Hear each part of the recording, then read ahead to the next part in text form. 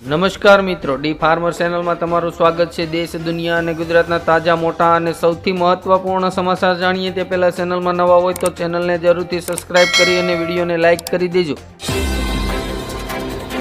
મહારાષ્ટ્ર સરકાર વક્ફ બોર્ડરને 10 કરોડ આપશે, વિશ્વ હિન્દુ પરિષદે આંદોલનની ઉસારી ચીમકી।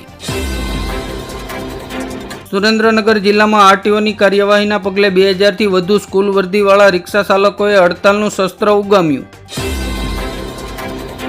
ઉત્તર પ્રદેશમાં ઈડીની મોટી કાર્યવાહી, બીએસપીના પૂર્વ એમએલસી મોહન ઇકબાલની 4440 કરોડની સંપત્તિ જપ્ત। સુરતના ડાયમંડ ઉદ્યોગ માટે જોખમ, દક્ષિણ કોરિયાએ 15 મિનિટમાં લેગ્રોન હીરા બનાવતી ટેકનોલોજી વિકસાવી। મહારાષ્ટ્રની કેટલીક કોલેજે વોટ્સઅપ પર નોટિસ મોકલીને હિજબા અને બુરખા પહેરવા પર મૂક્યો પ્રતિબંધ। કેજરીવાલ કેસનો વિડીયો સોશિયલ મીડિયા પર પોસ્ટ થતાં એસસીએ પત્ની સુનીતાને પાઠવી નોટિસ। બિહારના બેરોજગારો યુવાનોને મળશે ભથ્થું, સીએમ નીતિશ કુમારનો મોટો નિર્ણય। 73 એની ટ્રાન્સફર પેટેની બિન આદિવાસીની જમીન આદિવાસીને પરત આપવા ડેડિયાપાડા ધારાસભ્ય ચૈતરાજ વસાવાની માંગ। પશ્ચિમ બંગાળમાં કોંગ્રેસને આંચકો, અધીર રંજન ચૌધરીએ રાજીનામું આપ્યું। પંજાબમાં વીજળી મોંઘી થઈ, ઘરેલું વપરાશના દરમાં 10 થી 12 પૈસા અને ઔદ્યોગિક ક્ષેત્રમાં યુનિટ દીઠ 15 પૈસાનો વધારો। મલ્લિકાર્જુન ખડગેના નિવેદન પર સીએમ નાયબ સોનીનો પલટવાર, કહ્યું પીએમ મોદી અને એનડીએએ 303 સીટો લીધી। દિલ્હીમાં કોંગ્રેસ અને કેજરીવાલ આમને સામને, પાણીની અછતથી માટલાતોડ કર્યો વિરોધ, ભાજપે કરી ટિપ્પણી। ખેડૂતો માટે સારા સમાચાર, 20 જૂનેથી ઉનાળુ મગની ખરીદી ટેકાના ભાવે શરૂ થશે। રાજકોટ ગેમ ઝોન અગ્નિકાંડ મુદ્દે કોંગ્રેસનું વિરોધ પ્રદર્શન, સાંસદ ગેનીબેન ઠાકોર અને જિગ્નેશ મેવાણી સહિતના નેતાઓ જોડાયા। મલ્લિકાર્જુન ખડગેએ ભાજપ પર કર્યો પ્રહાર, કહ્યું ભૂલથી બનેલી સરકાર લાંબો સમય નહીં ટકે। ધોરણ 9 અને 11માં નાપાસ થયેલા વિદ્યાર્થીઓને લઈને મહત્વનો નિર્ણય, 15 દિવસમાં લેવાશે ફરી પરીક્ષા। ચૂંટણીના પરિણામો બાદ અયોધ્યામાં વિકાસને આંચકો, યોગી સરકારે યોજના રદ કરી। અમરાવતીથી ભાજપમાં રહીને હાર પર નવનીત રાણીનું દર્દ છલકાયું। ગઠબંધનમાં વધતી તકરારને કારણે મહારાષ્ટ્રની રાજનીતિ ગરમાઈ, ઇન્ડિયા ગઠબંધન તૂટવાનો ખતરો। સાઉદી અરેબિયાનો અમેરિકા સાથેનો 80 વર્ષનો જૂનો પેટ્રો ડોલરનો સોદો સમાપ્ત, હવે અન્ય કરન્સીમાં લેવડ દેવડ થશે। ચંદ્રબાબુ નાયડુના 5 મોટા નિર્ણયો, 6371 શિક્ષકોની થશે ભરતી, અન્ના કેન્ટીન ફરી ખુલશે। કેન્યા સરકારે 10 લાખ ભારતીય કાગડાને મારી નાખવાનો આદેશ આપ્યો। ભાજપના 5 ધારાસભ્યોએ પ્રશાસનની કામગીરી પર સવાલ ઉઠાવ્યો, અધિકારીઓ ધારાસભ્યોને પણ ગાંઠતા નથી।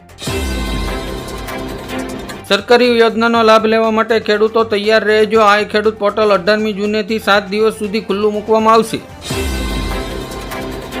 ફરી હોંગકોંગને પાછળ રાખી દીધું, ભારતીય શેર બજાર વિશ્વમાં 4થા ક્રમે।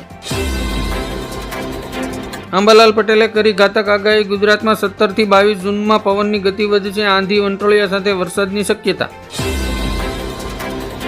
અયોધ્યા રામ મંદિરને બોમ્બથી ઉડાવી દેવાની ધમકી, જૈશ-એ મોહમ્મદે જાહેર કરી ઓડિયો ચેતવણી।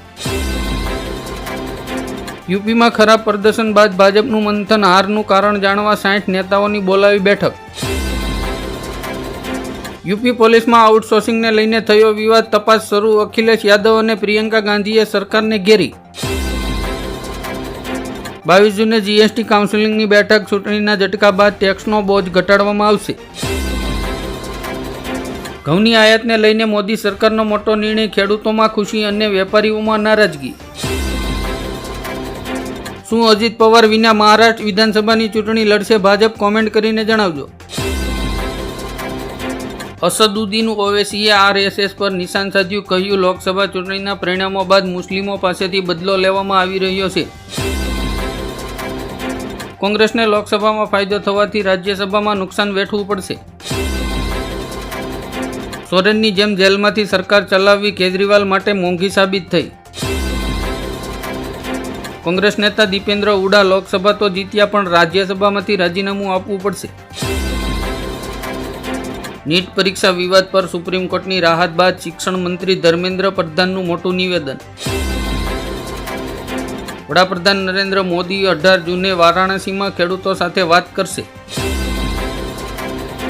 જગન્નાથ મંદિરના કબાટ ખુલ્યા. સીએમ માજીએ સત્તા સંભાળતાની સાથે જ પોતાનું પહેલું ચૂંટણી વચન પૂરું કર્યું. ગેનીબેન ઠાકોર સાંસદ બનતા ધારાસભ્ય પદેથી આપ્યું રાજીનામું. વાવ બેઠક પર કોંગ્રેસ કોને ઉતારશે મેદાનમાં? પાકિસ્તાનની જીડીપી ગધેડાઓના ભરોસે. ગધેડાની વસ્તી વધીને 5.9 મિલિયન થઈ. લોકસભામાં મોદીને બિનશરતી ટેકો આપનાર એમએનએસે હવે એનડીએ પાસે વિધાનસભા માટે 20 બેઠકો માંગી. ભારતે પાકિસ્તાન સાથે ક્રિકેટ મેચ ન રમાડવી જોઈએ. ઉદ્વેની પાર્ટીએ પીએમ મોદીને લખ્યો પત્ર. મોરબીમાં કાશ્મીરમાં થયેલા આતંકવાદી હુમલાના વિરોધમાં આતંકવાદીનું પૂતળા દહન. હુમલાખોરો સામે કડક પગલાં લેવાની માંગ. અમેરિકાએ રશિયા પર પ્રતિબંધનો વિસ્તાર વધાર્યો. ચીનની કંપનીઓને પણ નિશાન બનાવી.